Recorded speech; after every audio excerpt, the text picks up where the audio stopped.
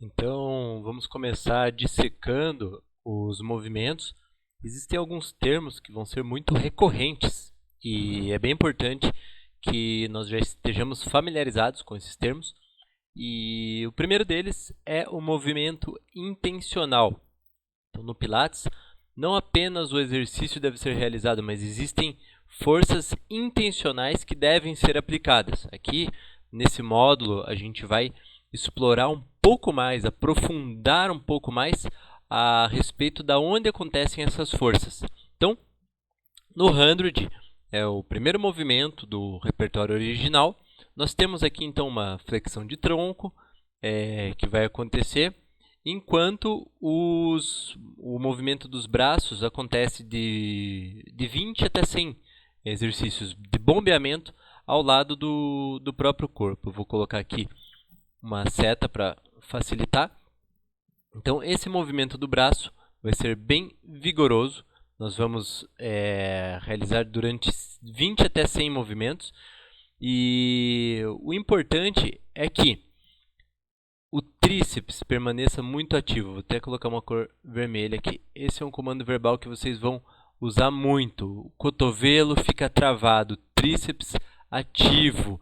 O movimento acontece exclusivamente a partir da articulação do ombro até a ponta dos dedos, sempre pensando na ideia de alongar, de crescer, nesse sentido, como se a ponta dos dedos das mãos fosse alcançar lá na direção dos tornozelos. Então, esse é um sentido de força intencional. O outro diz respeito à ponta dos pés. Então, o pé não vai ficar simplesmente levantado do solo. A gente não vai estar simplesmente realizando uma flexão aqui do quadril, mas também um movimento de alongamento aqui, de oposição de forças. Então, o quadril sendo puxado para o centro e a extremidade sendo levada para longe, né? A ponta dos dedos como se quisesse alcançar lá para longe. Então, nós temos a força tanto na ponta dos dedos das mãos, quanto na ponta dos dedos dos pés, quanto na cabeça. Então, a oposição de forças que acontece aqui, o alongamento axial, é constante. Tudo isso são comandos verbais. Então, quando eu vou direcionar um aluno a realizar o 100, então são todos esses comandos verbais que eu posso explorar para refinar a técnica do meu praticante, do meu aluno. Então, a ponta dos dedos das mãos, como se estivesse puxando o braço para longe do corpo, né? A ponta dos pés, como se quisesse alcançar lá para longe, né? Esse alto da cabeça, a cabeça querendo crescer lá para cima. Nunca, aqui o que a gente nunca vai fazer? Nunca vamos pressionar o queixo no peito. A gente sempre vai querer preservar um espaço anatômico aqui entre o queixo e o peito para que essa coluna cervical permaneça neutra. Então, são são os detalhes que envolvem o movimento. Repita sempre que o método Pilates é o método dos detalhes. Então, explore esses detalhes nos seus comandos verbais. Outra coisa muito importante aqui, coluna lombar. Então, o 100, a altura das pernas, né, do membro inferior do meu aluno, sempre vai respeitar a estabilidade da coluna lombar. A gente nunca vai deixar essa coluna lombar aumentar, nunca. Nunca. Ela sempre permanece neutra, pertinho do solo, estável. Então, aqui a gente nunca vai deixar o espaço da coluna lombar se elevar. Não vai ter acentuação da curvatura lombar, mas sempre neutra. Então, são os pontos que a gente vai ter de atenção aqui em relação ao 100. Né? A oposição de forças que acontece nos membros superiores, nos membros inferiores, na coluna e essa lombar estável. Né? Então, são os 4 pontos principais aqui. Sempre lembrando também do olhar adiante. Né? O olhar sempre querendo ganhar espaço adiante. Acima da linha dos pés, nós vamos imaginar esse olhar. Que é um comando verbal que também ajuda o aluno a explorar esse crescimento na cervical. Então, fazendo só uma revisão aqui novamente, os pontos de atenção são a oposição de forças que acontece nos braços, né, com o cotovelo bem esticado, movimento que acontece exclusivamente a partir da articulação do ombro, oposição de forças da ponta dos dedos querendo ir para longe, da ponta dos dedos dos pés querendo puxar o quadril para longe do corpo, da coluna lombar sempre estável, da coluna cervical em crescimento e do olhar adiante. São todas as forças que vão acontecer num 100 bem executado de forma técnica e aprofundada e refinada também.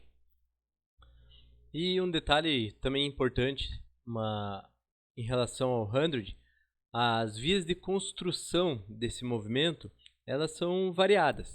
Então, nós não precisamos e nem devemos iniciar o 100 já com essa posição final das duas pernas estendidas, no caso. As pernas estendidas exigem um grande controle de centro, porque a alavanca aqui ela é bem grande. Então, não seria prudente nem correto nós já iniciarmos a partir desse movimento, mas sim construir o movimento pouco a pouco para que o nosso praticante ele vá galgando a experiência motora dele dentro do movimento. Então, um primeiro momento, o nível 1 do 100, seria, ao invés das pernas estendidas e suspensas, com o quadril e os joelhos em flexão, os pés apoiados no solo. Aqui a gente reduz bastante a alavanca, esse apoio dos pés no solo vai dar bastante estabilidade para o centro, para o controle de centro do nosso aluno. A partir dessa posição das pernas, nós vamos poder ensinar de uma forma bem correta, bem tranquila, em relação à respiração, em relação ao ritmo dos bombeamentos dos braços ao lado do corpo. Então, o nível 1 do 100 seria com os joelhos e os quadris em flexão. Num segundo momento, após o aluno assimilar bem o movimento, a dinâmica do exercício, o fluxo respiratório envolvido, a firmeza necessária para manter os braços estendidos, a partir daí, então nós vamos para o nível 2, que seria preservar a posição de tabletop, a mesa em cima. Então, é como se o quadril ficasse em flexão, os joelhos em flexão 90 graus, tíbia paralela ao teto. Então, essa posição é o 100 num nível 2. E só então, quando o aluno conseguir ter um bom domínio do nível 2, é que nós vamos para a posição completa do 100, que seria com as duas pernas estendidas, num primeiro momento, próximo a 45 graus. Por quê? Quanto maior a alavanca, maior também vai ser a força. Então, quando nós temos uma alavanca menor, nós temos menos força exigida para o controle de centro.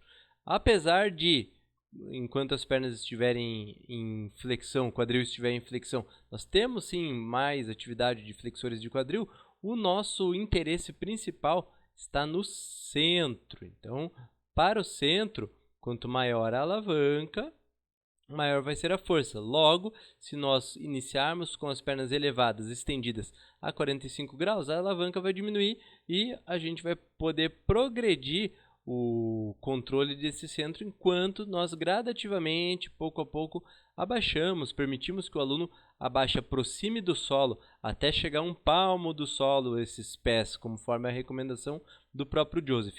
Sempre, qual que é a referência? O que vocês precisam ter em mente na hora de realizar o 100 completo? É o controle de centro, gente. Então, aqui nunca tem erro. Se você avaliar sempre a posição das pernas através do controle de centro, se essa lombar não estiver se perdendo, sendo acentuada, se o aluno conseguir manter um fluxo respiratório satisfatório durante o movimento, se a gente conseguir ter essa estabilidade, essa estrutura de estabilidade enquanto as pernas estão estendidas, ok. Então, nós vamos gradativamente abaixar essas pernas até chegar na posição final, que é essa conforme está aqui na imagem, certo? Então, no nível 1, joelhos e quadris em flexão, com os pés apoiados no solo. No nível 2, joelhos e quadris em flexão com as pernas elevadas, então a 90 graus. E no nível 3, as pernas estendidas, primeiramente na direção do teto ou próximo a 45 graus, para só então irmos descendo gradativamente até a posição final, que é essa.